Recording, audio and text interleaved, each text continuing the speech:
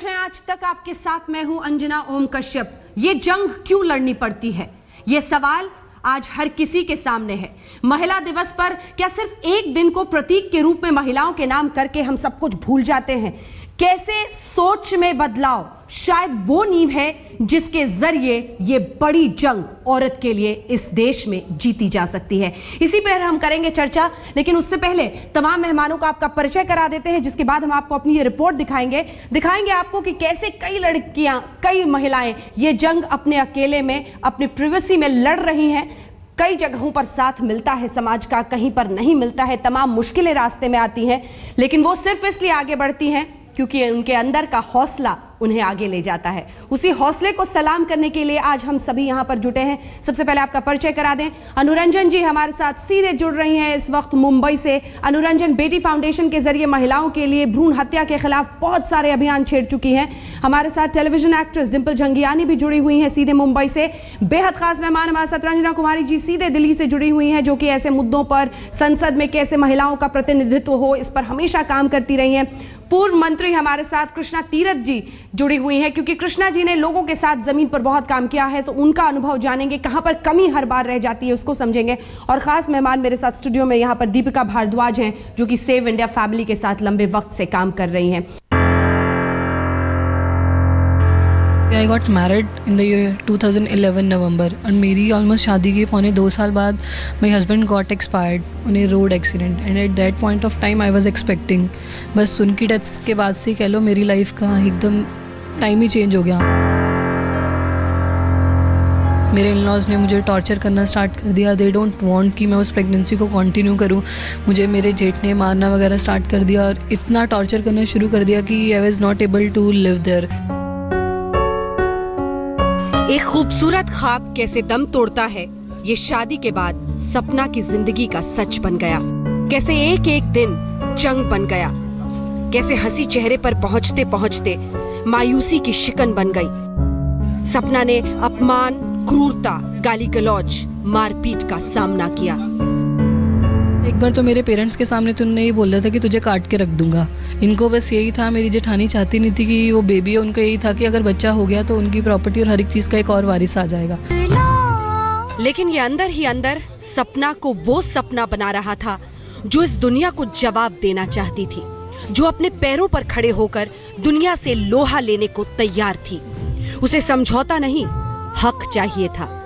उसे चुप्पी के साथ सिर झुकाना नहीं, स्वाभिमान के साथ सर उठाना था। सपना एक नहीं है। वो घर के नॉर्मली लड़ाई झगड़े होते थे, जैसे मेरी मम्मी ने कुछ बोला तो मैंने उनको जवाब दे दिया कि ये काम मैंने ठीक किया, आप ऐसे क्यों बोल रहे हो। तो वो उनके पापा बोलते थे कि जबान लड़ा रही है, मार। तो वो मारना शुरू कर देते थे। वो बोलते थे कि औरत पाँव की जूती होती है, तो उसको वैसे ट्रीट करना चाहिए, जब मन करे तब बदल लो। ये आशा है, नाम बेमानी हो गया और हर दिन एक काली रात में तब्दील हो गया। शादी के बाद में कुछ टाइम तो ठीक था, उसके बाद लड़ाई झगड़े काफ़ी ज़्यादा होते थे और मेरे जो हस्बैंड थे वो मार पिटाई बहुत करते थे। उनके साथ मेरे जो फादर इन लॉ थे उन्होंने भी मुझे मारा था। तो फिर एक दिन लड़ाई झगड़ा करके वो मुझे मेरे घर छोड़ गए थे। मेरे 3 बेटे हैं, 2 बेटे वहीं पे रहते थे मेरे हस्बैंड के साथ में। एक बेटे को लेके मैं आ गई थी अपनी मम्मी के घर, तो उसको मम्मी के घर छोड़ के मुझे जॉब करनी पड़ती थी, तो मैं बहुत परेशान होती थी। और जो 2 बच्चे मेरे हस्बैंड के साथ रहते थे, उन दोनों बच्चों को भी वो अनाथ आश्रम में छोड़ आए थे ले जाकर। फिर उन 2 बच्चों को भी मैं वहाँ से लेकर अपने साथ आई। और इस बेरहमी की मारपीट के पीछे वजह तो सुनिए। घर के लड़ाई झगड़े, मतलब मेरी जो सासू माँ थी वो कभी खाना जल्दी क्यों नहीं बना, खाना देर से क्यों बना, ऐसा क्यों नहीं हुआ, वैसा क्यों नहीं हुआ, या कभी कुछ रिलेशन को लेके झगड़ा होता था। घर में काम इतने होते थे कि उनको कर करके मैं परेशान हो जाती थी और इतनी छोटी थी कि इतना समझ भी नहीं था, तो उन सब चीज़ों को लेके बहुत झगड़ा होता था। तो फिर वो मार पिटाई करते थे। ये हौसला कैसे झुके। आशा हारने वाली नहीं थी। एक राह थी जो कहती थी समझौता कर लो, अपना लो इस जिंदगी को किस्मत समझकर। आसान रास्ता ठुकरा कर आशा ने संघर्ष चुना। 3 बेटों को आज वो पाल रही है, तो अपने दम पर। हमने हमने दोनों ही मामलों में दूसरे पक्ष से भी संपर्क साधने की कोशिश की, लेकिन कोई जवाब नहीं मिला। ये आशा और सपना तो प्रतीक हैं। आंकड़े बताते हैं 2013 में cruelty by husband and in laws यानी पति की क्रूरता की शिकार होने वाली महिलाओं की संख्या है 1,18,866। 2012 में 24,923 रेप के मामले थे, तो ये 2013 में 33,707 हो गए। 2012 में दहेज हत्या के मामले थे 8,233, तो 2013 में ये 8,083 थे। 2012 में असॉल्ट ऑन विमेन यानी महिलाओं पर हमले के 45,351 मामले थे, तो 2013 में ये बढ़कर 70,739 हो गए। ये तो वो मामले हैं जो दायर किए गए, ये एनसीआरबी के आंकड़े हैं। इन बेलगाम आंकड़ों को रोकने का सिर्फ एक तरीका है और वो है सोच पर प्रहार।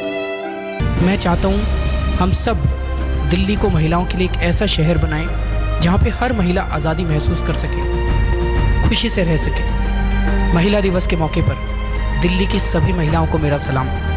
महिला दिवस की बहुत बहुत शुभकामनाएं।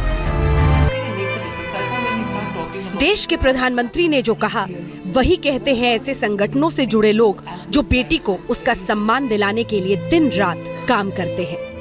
It's a responsibility of every citizen, company सब, कि थोड़ा ये जो CSR जो आपको मिलता है, गॉड इज ग्रेट, कि थोड़ा आप लोगों के लिए कर सको, तो वो थोड़ा ही जो हम इंस्टिल करते हैं उनके दिमाग में is on top of the mind. तो अभी ये हमने शुरू किया है कि आप बी विद बेटी, आप प्लीज एसिड मत फेंकिए, स्पेयर द गर्ल। मतलब सो मेनी वेज आपको लड़ाई झगड़े करने पर, वाई यू रूइनिंग उसकी लाइफ।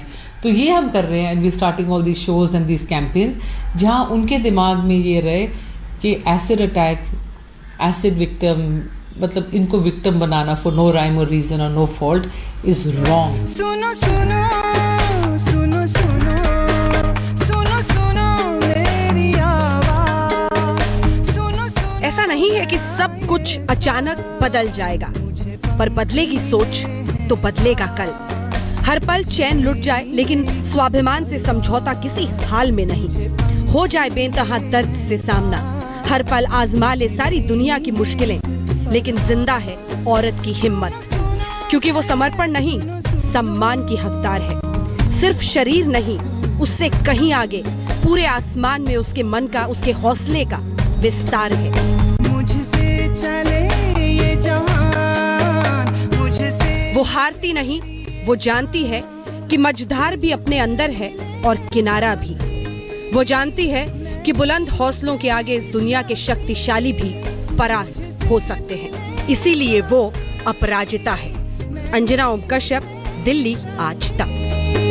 सुनो सुनो सुनो सुनो सुनो सुनो मेरी आवाज। सबसे पहले मैं एक बार आपके पास आना चाहती हूँ अनुरंजन जी। ये सवाल कई बार पूछा जाता है और ये कहा जाता है कि हमें एक सख्त कानून चाहिए, हमें ये चाहिए, कैसे एक महिला को बहुत इकोनॉमिकली इंडिपेंडेंट, आर्थिक रूप से स्वतंत्र होने की जरूरत है। लेकिन मुझे आज भी लगता है कि शायद सोच को बदलना सबसे बड़ी पहल होगी। उस सोच को इस दुनिया में कैसे बदला जा सकता है अनुरंजन जी? सी अंजना, अभी जैसे फॉर एग्जांपल जो नया बजट अनाउंस हुआ है, हमारे प्राइम मिनिस्टर साहब बात कर रहे हैं कि सेव गंगा बचाओ, बेटी बचाओ। चलो ये दोनों बहुत बड़े बड़े मुद्दे हैं, वेरी इंपॉर्टेंट, कि इनके लिए कुछ किया जाना चाहिए। बट फिर उन्होंने इंसेंटिव निकाले फॉर सेव गंगा, बेटी बचाओ के लिए कुछ नहीं किया।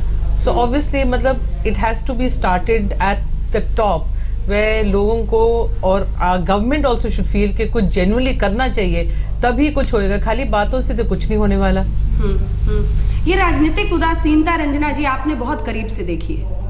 बिल्कुल अंजना, ये उदासीनता का ही नतीजा है कि आज भी संसद में कुल 11% महिलाएं बैठी हुई हैं और पूरी संसद एक तरह से पुरुषों के लिए, पुरुषों द्वारा बनाए गए लोकतंत्र, पुरुषों का, पुरुषों के लिए, पुरुषों द्वारा बनाया गया, इस तरह से कुछ लगता है। वोट देने में जरूर महिलाओं ने खूब बढ़ चढ़ के हिस्सेदारी ली है। लेकिन जो तुम्हारा पहला सवाल था कि ये कैसे सोच बदलेगा, सोच बदलता है तौर तरीकों से, परंपराओं से, तमाम तरह के कल्चरल नोशन से, परिवार में लालन लालन पालन के जो तौर तरीके हैं उनसे, क्योंकि लड़के को लड़का और लड़की को लड़की बनाने का काम तो परिवार ही करता है। वही तमाम तरह की रिस्ट्रिक्शंस लगा देता है लड़कियों के ऊपर और तमाम तरह लड़कों को देता है, और फिर वो भी काम का विभाजन भी इसी तरह किया जाता है, जिम्मेदारियों का विभाजन, संपत्ति का विभाजन, तो हर चीज में लड़की को कमतर और लड़के को ज्यादा। तो ये जो सब सोच है, इसके पीछे कौन इस सोच को बनाता है, उन चीजों को भी आज बदलने की जरूरत है। कृष्णा तीरथ जी, आपकी पार्टी सत्ता में है, इसीलिए मैं दोनों का सवाल आप तक ले जाती हूँ। जो अनुरंजन जी ने आपसे पूछा,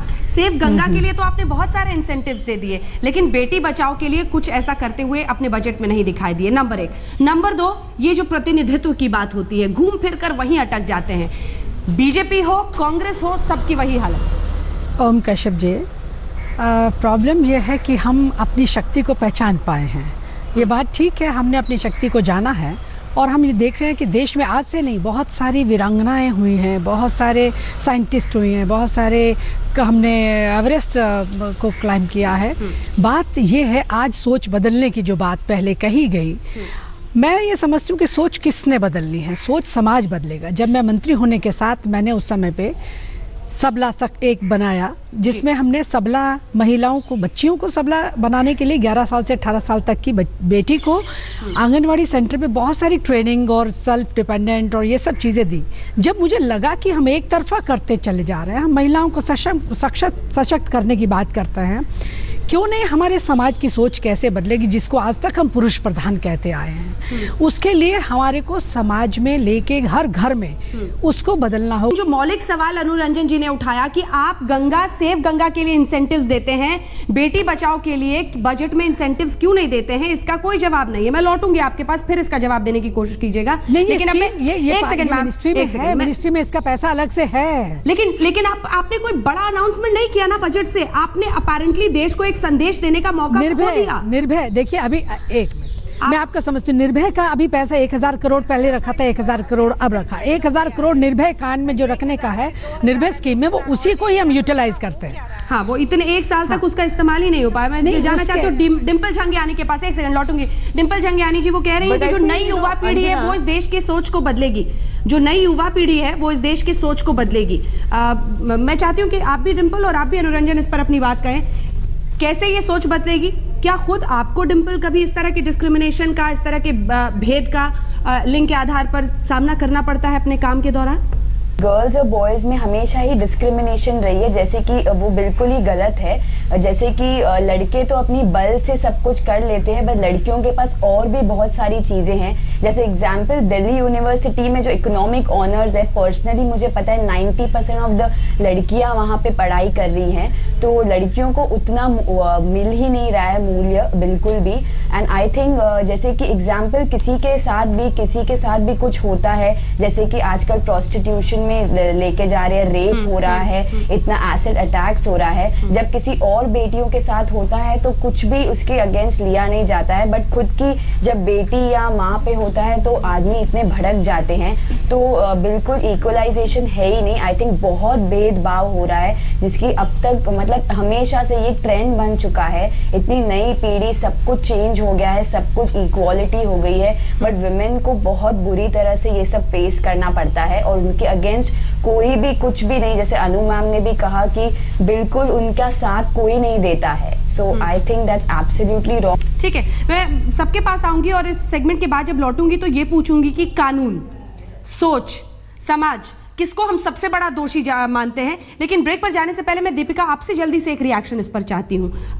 सेव इंडिया फैमिली से आप जुड़ी हुई हैं और कानून को लेकर लोग सड़कों पर उतरे और इंडिया गेट के सामने लोगों ने पानी की बौछारें अपने सीने पर खाई। उनको लगता था कि कानून बदलेगा, देश बदलेगा, सोच बदलेगी। क्या आपको लगता है कि इस कानून के जरिए वाकई हम डेटरेंस एक साबित कर पाएंगे इस तरह के सेक्सुअल ऑफेंसेस जो हैं उसके खिलाफ? अंजना, मैं थोड़ा सा टाइम लूँगी, इसलिए मैं आपको पहले बता देती हूँ। मैं अपनी बात शुरुआत करूँगी एक सुसाइड जो कि परसों ही हुआ है झांसी में। वो सुसाइड नोट मेरे पास है, मैं अभी आपको कुछ उसमें से लाइनें पढ़ के बताती हूँ। कई बार मैंने उन्नति से बैठकर बात भी की और मनाने को कोशिश की, पर वो तैयार नहीं हुई, बल्कि अश्लील हरकत व बलात्कार के केस की धमकी देने लगी। 3 महीने बाद सितंबर को उन्नति ने मेरे और मेरे परिवार के सभी सदस्यों के ऊपर झूठा दहेज उत्पीड़न व डीवी का केस कर दिया और साथ ही मेरे माता पिता की संपत्ति में भी अपना हिस्सा लेने का केस फाइल किया। ये शादी मुश्किल से 1 साल 1.5 साल के बीच भी नहीं चली थी। उस लड़के ने सुसाइड कर लिया है। 3.5 पन्नों का वो सुसाइड नोट छोड़ के गया है। मुझे नहीं लगता कि किसी भी मीडिया ने उस लड़के की भावनाओं को, की गलती है नहीं, ये कानून की गलती है, बिल्कुल ये कानून की गलती है। कानून का दुरुपयोग हो रहा है। और जो आप बात कर रही हैं कि पिछले 2 साल में निर्भया के बाद ये जो बात हुआ है, यही जो इसने लिखा है लड़के ने कि उसके पिता उनको पैरालिसिस हुआ है और सिर्फ उनकी बहू ने जाके ये बोल दिया कि इन्होंने मुझे मॉलेस्ट किया है, तो पुलिस ने कानून दर्ज कर लिया। आप इस पे रिस्पॉन्ड कीजिए। ठीक है रंजना जी, मैं चाहती हूँ आप इस पे रिस्पॉन्ड कीजिए। देखो मैं ये कहना चाहती हूँ अंजना कि ये जो अपना व्यक्तिगत अनुभव है और इनके साथ अगर नाइंसाफ़ी हुई है तो ये गलत हुआ है और कोर्ट कचहरी है जहाँ जा कर के उसके बारे में कानून के सहारे न्याय प्राप्त किया जा सकता है। जिन्होंने गलती अगर की है तो वो बात वहाँ स्पष्ट हो जाएगी और FIR लिखानी चाहिए। और जो भी क्यों रंजना मैम लोगों को जान देनी पड़ रही है अपनी इनोसेंस प्रूव करने के लिए? क्यों लोगों को अपनी जान देनी पड़ रही है? ये सिर्फ एक नहीं है, कल मैंगलोर में दिवाकर पाई ने सुसाइड करा है अगेन इसी केस में। लेकिन सवाल यही है कि आजादी के इतने बरस बीत गए और आज भी औरत को अपनी जंग लड़नी पड़ रही है और उसको सामना करना है तमाम मुश्किलों का और उनसे पार पाकर आगे गुजरना है, पहुंचना है। अगर कोई सुसाइड कर रहा है किसी दबाव में आकर के तो वो निश्चित तौर पर एक जिंदगी जाती है और वो अच्छा नहीं है और वो किसी भी समाज के लिए ठीक चीज नहीं है। लेकिन मुझे जो 8 मार्च के सिलसिले में अंजना कहना है वो 3 बातें हैं। एक तो सबसे बड़ी बात कि आज जो परिस्थिति 30 साल 35 साल पहले जब हमने समाज में महिला सशक्तिकरण का काम किया था उससे बहुत भिन्न है। आज लड़कियां काफी सबल हैं और हो रही हैं। आने वाले समय में जो छूटती जा रही है वो गांव की हमारी बच्चियां हैं। गांव तक अभी वो संदेश नहीं पहुंचा है तो ये हमारे लिए सबसे बड़ा चैलेंज है कि 8 मार्च जब हम सेलिब्रेट करते हैं तो हमारी गांव की लड़की के लिए भी वही एम्पावरमेंट के मैसेजेस हों। दूसरी बात है कि कानून में काफी परिवर्तन किए गए हैं और अच्छे कानून हैं जो कि महिलाओं की आज मदद कर रहे हैं, तो वो भी एक अपने आप में, लेकिन कानून लागू ठीक से नहीं हो रहा, ये बहुत बड़ा प्रश्न चिन्ह है। मैं सिर्फ महिला आरक्षण पर एक बार फिर से आना चाहती हूँ। एक ब्रेक के लिए रंजना जी आपकी इसी बात से शुरू करेंगे। आपकी इसी बात, हम गुलाटी साहब भी हमारे साथ जुड़ गए हैं। गौतम गुलाटी साहब, आपको कौन नहीं जानता, सवाल यही है कि आप जैसे लोग भी जब इस तरह के कॉज से, इस तरह की मुहिम से जुड़ते हैं तो ज्यादा से ज्यादा लोगों तक बात पहुंचती है। कैसे कहेंगे, ये संदेश कैसे देंगे जो आज तक पर आपको देख रहे हैं उन्हें? जी आई थिंक आवाज़ तो बिल्कुल डेफिनेटली लोगों तक पहुंचनी चाहिए और I think even before that ज़रूरी नहीं है कि हमें आना चाहिए ये चीज़ समाज तक पहुंचाने के लिए। आई थिंक लोगों को ये चीज़ ऑलरेडी एक अंदर से ही होता है ना कि अगर if something wrong is going on in the society so automatically वो चीज़ आंखों से आप देख सकते हो कि क्या हो रहा है एग्जैक्टली समाज में। So if something wrong is going on so one should just concentrate there और देखना चाहिए अगर कुछ भी गलत हो रहा हो, not only related to that, कुछ भी क्या होता है ना कई बार, जैसे सपोज कुछ आपको गलत सुनने में मिलता है, कुछ गलत सुनते हो आप तो आपके कानों पे एकदम से लगता है कि यार व्हाट वाज दैट। तो उसी तरीके से अगर आपको if you get to see something wrong going on तो उसके अगेंस्ट भी अपनी आवाज़ ज़रूर उठानी चाहिए। और आई थिंक बहुत ज़रूरी है क्योंकि आज के टाइम पे कई चीज़ें ऐसी हो जाती हैं समाज में जहाँ पे कुछ किया जाता नहीं है, रेप हो जाते हैं और ईव टीजिंग बहुत होती है गर्ल्स के साथ और यू नो एबॉर्शन करते हैं लोग, करा देते हैं कि बेटी नहीं चाहिए, क्यों नहीं चाहिए। तो वो सब भी बहुत ज़रूरी है कि लोगों को दिखना चाहिए। और आई थिंक उसकी खुद की एक नॉलेज होती है कि अगर चलो गवर्नमेंट वहाँ पे यू नो इफ अगर वहाँ पे सपोज रूल्स होते हैं कई बार जी, अगर टाइम पर कोई चीज़ नहीं देख पा रहा है तो आई थिंक लोगों को वो चीज़ खुद उस चीज़ में आगे अपना हाथ बढ़ाना चाहिए कि यार कि ये चीज़ नहीं होनी चाहिए या अगर समथिंग सपोज कहीं रेप हो रहा है या बहुत महत्वपूर्ण है आप जो कह रहे हैं, मैं यहाँ से बिल्कुल बहुत महत्वपूर्ण है जो आप कह रहे हैं। हाँ गौतम मैं आपके पास लौटूंगी, बहुत साथ देना चाहिए। गौतम मैं आपके पास लौटूंगी, मैं अनुरंजन जी एक बार आपके पास आना चाहती हूँ। बिल्कुल अनुरंजन जी मैं आपसे ये पूछना चाहती हूँ कि भ्रूण हत्या के खिलाफ भी आपने बहुत काम किया है। मेरा सवाल आपसे ये है अनुरंजन जी कि हर तरह के लोग हैं, एक लड़की निकले वो ना बस में सुरक्षित है, ना लिफ्ट में सुरक्षित है, ना अपने दफ्तर में सुरक्षित है, ना अपने घर में सुरक्षित है, तमाम तरह की वारदातें होती हैं। कई ऐसी होती हैं जो ये सोचती हैं कि ठीक है एक हद तक इसे बर्दाश्त किया जाए। वो चुप्पी तोड़ने का वक्त कौन सा होता है? वो जो ऐसे लोग जंग लड़ रहे हैं इस वक्त कैसे अपने हौसले की सवारी करके सिर्फ आगे बढ़ते हैं? क्योंकि पूरी व्यवस्था दुनिया उनके खिलाफ दिखती है। बहुत आसान नहीं होता है नौकरी करके बच्चों को भी सपोर्ट करना, कोर्ट में पति के खिलाफ केस भी लड़ना, अपनी प्रॉपर्टी राइट्स के लिए भी लड़ाई करना। जितने भी लोगों से मैंने बातचीत की इस दौरान वो इसी तरह की परेशानियों का सामना करती हैं। ऐसी महिलाएं क्या करें? वे फॉरवर्ड रास्ता क्या है? कितने सालों से बातें ये हो रही है, सब लोग टेलीविजन टीवी पे आते हैं, बड़ी बड़ी बातें करते हैं, हमने ये किया वो किया। पर आप एक चीज बताइए, ट्रैक रिकॉर्ड लीजिए कि पिछले सालों में से कितने अटैक्स ऑन विमेन और कितने लोग पनिश हुए। लिटरली क्या हो गया कि आजकल एक ट्रेंड हो गया कि मैंने कुछ गलती की, टीवी कैमरा मुझे हीरो बना देते 2 दिन के बाद, और 2 दिन के बाद आप बेल लेके और घर चले जाओ वापस। There is no punishment, there is no putting them to shame, they become like heroes. तो क्या हो रहा है कि every day cases are increasing and there is nobody doing anything about it. ये छोटे छोटे मतलब जगह जगह हमको सुनने पे आता है जी चलो हमने ये फंड इकट्ठे किए, हमने ये बातें की, ये गवर्नमेंट कर रहे हैं, पर कुछ कर ही नहीं रहा है। Reality is I have met so many acid victims, I have met so many rape victims, सब एक ही बात कह रहे हैं, जिन्होंने किया उनके साथ अभी तक स्कॉट फ्री है। वो अपने घरों में बैठे हैं, जो कर रहे हैं नथिंग। 2-3 बारी जाना पड़ता है कोर्ट में या जहां भी, और दे सेंड रिप्रेजेंटेटिव्स, और उसके बाद आराम से ये लोग घर में बैठ रहे हैं। So tell me one thing, if I do something and I don't get punished, if I do something wrong and I don't get punished for it, it gives दूसरों को भी आइडिया आता है जी हम भी कर लें, हमारा भी कुछ नहीं होने वाला ना। So tell me, so why would one stop till such time कि कोई stringent laws, मतलब very very strict laws don't come about, instead of talking कि सारी गवर्नमेंट्स आई हैं आज तक इतने सालों से बड़ी बड़ी बातें करके, honestly nobody has genuinely put those men on television and literally treated them the way they've treated those women. आप देखिए उस दिन क्या होने वाला है। So I think this is all बातें करने का time, I think high time खत्म होना चाहिए and let's start doing action जहाँ कोई फर्क पड़े। and रंजना जी क्या ये जरूरी है जो वो कह रही हैं कि ऐसे लोगों को उनको to put them to shame, जैसे अंग्रेजी में कहते हैं, कि उनको लज्जित किया जाए? क्योंकि विक्टिमाइज लड़की को ही किया जाता है, जो सर्वाइवर है, जो कोशिश करती है कि मैं वापस जिंदगी खूबसूरत शुरू करूं, उसको लोग ज्यादा उंगलियां उठाते हैं बनिस्बत इसके जो एक्चुअल कल्प्रिट्स हैं। ये एक सवाल। दूसरा सवाल जो कानून को लेकर ये कह रहे थे, अगर उस पर आप रिबटल देना चाहें रंजना जी।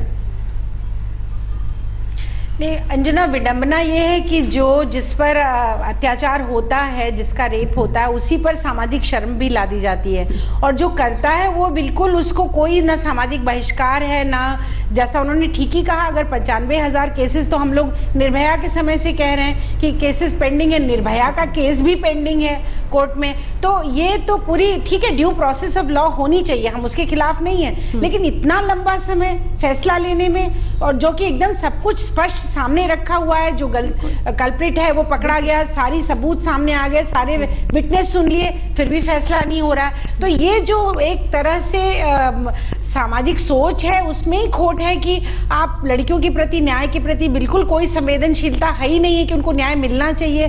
तो फिर अपराधी का मन बढ़ता है, अपराध करता है। और साथ साथ में दूसरी तरफ बार बार हम सेफ्टी सिक्योरिटी का हंगामा करते हैं। सेफ्टी जरूरी है लड़कियों के लिए, समाज में सेफ्टी की पूरी व्यवस्था होनी चाहिए, लेकिन साथ साथ में एम्पावरमेंट भी तो जरूरी है ना।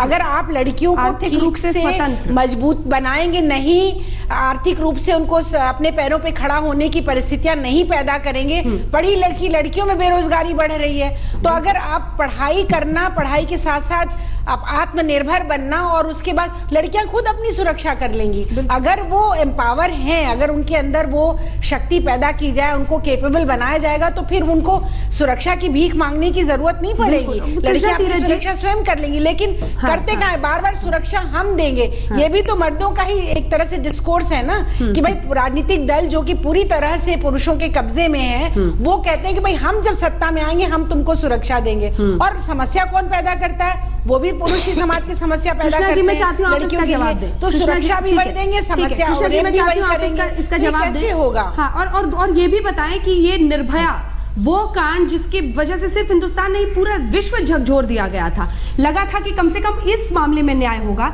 मैं अब निर्भया के माता पिता से मिली, उनको पिछली तारीख मिली थी अप्रैल में पिछले साल, वो आज भी न्याय का इंतजार कर रहे हैं। ये किस तरह की व्यवस्था आप लोगों ने इतने वर्षों में इस देश के समाज को दी है, लोगों को दी है? मैं ये समझती हूँ कि कानून ने तो पूरा कानून अपना बना दिया, एक्ट बना, कानून बना, लेकिन समाज उसको एक साथ मिलके चलाए और उसमें मदद करे। बात ये नहीं कि खाली हम लोग कानून बन गया, पुलिस आएगी, पुलिस रक्षा करेगी, पुलिस हर नहीं, निर्भया के केस में समाज क्या करेगी? एक सेकंड कृष्णा जी, इससे पहले कि आप बहस को बहकाएं, मुझे एक सेकंड निर्भया आप मैम प्लीज, आप सुनिए, निर्भया में आप बताइए समाज क्या कर दे कि उसके माता पिता को इंसाफ मिल जाए? आप सुने तो निर्भया के केस का बताइए, उसमें समाज कैसे इंसाफ दिलाएगा? उसमें तो देश की न्याय व्यवस्था इंसाफ दिलाएगी। सही बात है, क्या बात कर रही हैं? व्यवस्था की बात यह है कि उसमें rare of the rarest case मान के, उसको मैंने पहले भी कहा था, इस केस में फांसी लगनी चाहिए। अब कानून अपनी जो काम कर रहा है, कोर्ट अपना काम कर रही है, अब उसमें दखल अंदाजी भी कोई नहीं कर सकता, लेकिन इसमें फास्ट ट्रैक कोर्ट पे डिसीजन रखना चाहिए, 6 महीने में उसे दे देना चाहिए। फास्ट ट्रैक क्यों नहीं सिस्टम बन सकता है महिलाओं के अपराध के लिए, सारे केसेस के लिए? आप तो सभी लोग एग्री करें मैम, अब तो फास्ट ट्रैक कोर्ट्स भी स्लो हो गई हैं। कोर्ट यही रहेगा, कोर्ट अलग बनाने की बात हम लोग नहीं कह रहे हैं, लेकिन मैम अब तो फास्ट ट्रैक कोर्ट्स भी स्लो हो गई हैं। अब फास्ट ट्रैक कोर्ट्स इतनी बना दी, उसके बाद वो भी स्लो हो गई हैं। और आपका मैम का दिल्ली कमीशन ऑफ वुमेन ही आपका बोल रहा है। आज मैं आपके सामने सबके सामने एक बात बोलूं, दिल्ली कमीशन फॉर विमेन का आंकड़ा है कि अप्रैल 2013 से लेकर जुलाई 2014 के बीच में जितने भी रेप केसेस आए उसमें 53% फॉल्स से। तो आप मुझे ये बताइए, जब हम लोग उस जगह पे फोकस ही नहीं कर रहे जहां पे प्रॉब्लम है, जुडिशियल रिफॉर्म्स की कितने दिनों से कितने लोग आवाज उठा रहे हैं रंजना मैम? पुलिस रिफॉर्म्स की कौन आवाज उठा रहा है? सब लोग इस बिजनेस को आगे लिए जा रहे हैं, इसको स्टॉप करने के लिए कोई काम नहीं कर रहा है। और सिर्फ निर्भया केस में नहीं, ऐसी बहुत सारी सुप्रीम कोर्ट में डेथ पेनल्टी की अपील्स पेंडिंग है, आज तक उनके माँ बाप को भी जस्टिस नहीं मिला है। मुझे लगता है कि बल्कि शायद इस केस में तो शायद कुछ जस्टिस हो गया। ऐसे बहुत सारे केसेस हैं, लेकिन हम लोग इसी केस के ऊपर देखते हैं, चलो बहुत बुरा हुआ, लेकिन ऐसे बहुत सारे केसेस हैं जहां पे हमारी जुडिशरी काम नहीं कर रही है।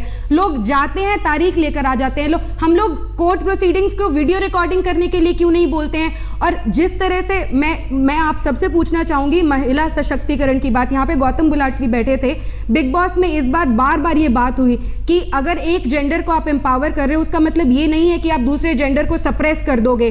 तो ये जो महिला सशक्तिकरण की बातें हैं बहुत अच्छी बात है, लेकिन अगर हमारे जो कानून जिनको महिलाओं की सुरक्षा के लिए बनाया गया है, अगर उनका दुरुपयोग होता है और लोग इसके बारे में कुछ नहीं करेंगे, तो मैं आज कह रही हूं जैसे डाउरी लॉज के बारे में इतने दिनों से बात हो रही है, वैसे रेप लॉज के बारे में 4 साल बाद सब लोग ये बोलने लग जाएंगे। रंजन जी, मैं चाहती हूँ आप रिस्पॉन्ड करें अगर आपने पूरी बात सुनी है। अंजना, वन हैंड सारी बातें ये कह रहे हैं कि हमको कुछ करना चाहिए, सेकंड हैंड अब लॉ केस कोर्ट की बातें कर रहे हैं। व्हाई आरंट वी टॉकिंग कि हम लोग क्या कर सकते हैं as a group of women? All the time आदमी यू वेटिंग कि कोर्ट करेगा, फलाना ये होएगा, वो यहाँ आएगा। Why can't women get together and say this is what we'll do? Why can't the government? आपने तो जैसे मैं कह रही हूँ गंगा बचाओ के लिए इंसेंटिव दिया, आप पैसे डालो, आपको टैक्स फ्री मिल रहा है। आप खाली झाड़ू उठा के सड़क में फोटो लेके, तो सड़कें साफ नहीं हुई ना, सड़कें वैसे की वैसे गंदी रही हैं, तो बातें करने से कुछ नहीं होने वाला। There has to be action, people have to get together and there has to be a believe कि हम लोग कुछ कर सकते हैं। अगर people at the helm of affairs और हमारे leaders can't get together and say forget everything else on humanitarian ground, चलो कुछ करते हैं, तब तक कुछ नहीं होने वाला। डिबेट्स होती रहेंगी, बातें होती रहेंगी, बड़ी कानून लिखे जाएंगे। मैम इतने सारे एनजीओज हैं, इतने सारे एनजीओज हैं। अभी थोड़े दिनों पहले एक स्टडी आई थी कि हर 600 लोगों के ऊपर एक एनजीओ है, लेकिन 1500 रुपए के ऊपर। मुझे सबसे कंक्लूडिंग दो लाइन में प्लीज, सिर्फ 2 लाइन में कहना चाहती हूँ अंजना, मैं ये कहना चाहती हूँ कि 8 मार्च महिला दिवस है। महिलाओं के सशक्तिकरण का पूरा प्रयास होना चाहिए, परिवार से लेके समाज से लेके सरकार तक। लेकिन जो सबसे जरूरी है वायदा पूरा करना, सरकार वायदा खिलाफी ना करे। वायदा किया है 33% आरक्षण का प्रतिनिधित्व हो महिलाओं का इस देश की संसद में, को सरकार उसको पास करे। 8 मार्च को ज्वाइंट सेशन बुला करके संसद का ये बिल पास किया जाए। मैं यही अपील करूंगी 8 मार्च को महिलाओं को, और जिन पर बलात्कार का आरोप हो, जिन पर क्रुएल्टी टू वाइफ का या ऐसे कोई भी इल्जाम हो, कम से कम ऐसे लोग इस देश की संसद में ना बैठे। कृष्णा तीरथ जी, कंक्लूडिंग रिमार्क एक लाइन में। ये 8 मार्च की बात करते हैं, केवल साल में एक दिन 8 मार्च को हम लोग अगर यहाँ से प्रोसेशन निकाल दें, अपनी डिमांड कर दें, हम चाहते क्या हैं? मैं से समझती हूँ हमें महिलाओं को सशक्त करने के लिए अनेकों अनेक कानून बने, एक्ट बने, पुलिस हमारे पास है, एडमिनिस्ट्रेशन हमारे पास है। सर एक मिनट, अब आप सुन लीजिए, कुछ कमिट कर दीजिए यहीं पे। मैं 33% क्या, हमें 50% मिलना चाहिए। मैं तो ये चाहती हूँ 50% मिलना चाहिए, 50% आरक्षण मिलना चाहिए। 33% मांग रहे हैं, मैं तो चाहती 50% मिलना चाहिए। क्यों आज भी एक औरत को ये जंग लड़नी पड़ रही है? इस सवाल का सामना सिर्फ औरत या पुरुष को नहीं, अब पूरे देश को करना होगा, हर इंसान को करना होगा, और उसी नजरिए से ऐसी परेशानियों को देखना होगा। चाहे वो बलात्कार के मामले हों, चाहे यौन उत्पीड़न के। क्यों उनमें इतना इजाफा आज भी हो रहा है? और वो तो ऐसे केसेस हैं जो रिपोर्ट होते हैं, दर्ज होते हैं। क्या वो दिन जब बराबरी का हक, एक सामान्य नागरिक का मेरा हक पूरा होगा, आसपास दिखाई देता है? इसी सवाल के साथ आपको छोड़ी जाती हूं अपनी इस विशेष पेशकश में। देश दुनिया की बाकी खबरों के लिए आप देखते रहिए आज तक।